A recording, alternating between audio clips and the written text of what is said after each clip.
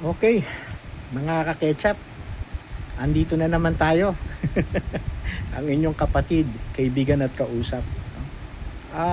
Napanood ko yung pagtatalo ni Ses Drilon saka ni attorney. Attorney na pala siya, no? Singer po ito eh. Si Attorney Bundok, no?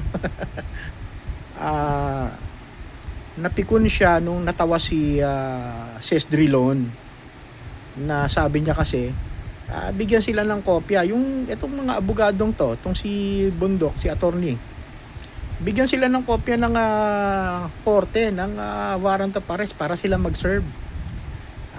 Natawa si Ses Drilon kasi mali po siguro napagtanto ni attorney Bundok, mali yung pinagsasabi niya sa national television, sa social media.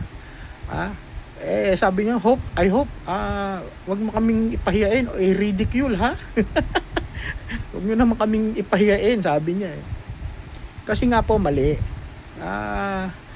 Hindi naman ito bobo kung hindi ito makakapasa ng bar, no? Siguro ito yung kanyang unang trabaho, no? Kasi nga naman kliyente niya si Bato de la Rosa, big time agad, 'di ba? Hindi pa nga yata ito talaga nakakapag-practice ng maayos, no?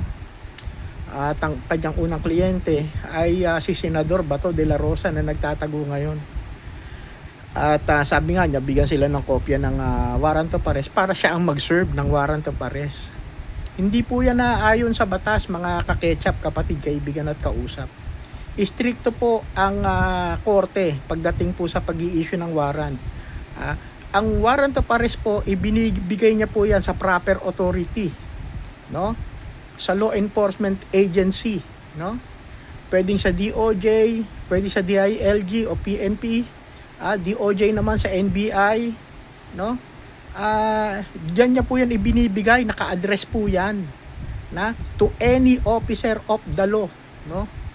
Arrest, no?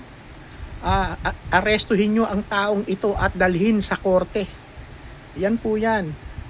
Hindi po yan ibinibigay sa abogado ng kanyang kliyente, no? Abogado ka, isa-serve mo yung warrant sa iyong kliyente. Hindi po trabaho ng abogado ang mag-serve ng warrant of arrest sa kanyang kliyente. Ang trabaho ng abogado, kumbinsihin mo ang iyong kliyenteng sumuko at magbigay ng legal advice, no? Yan po ang talagang trabaho ng abogado. At ang korte istrikto sa kanyang utos, no? Pag naglabas siya ng warrant of arrest, pinapadala niya yan, inuutusan niya ang any peace officer, no?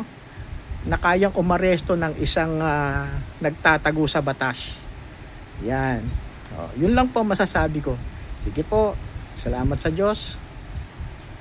Pag-ibig.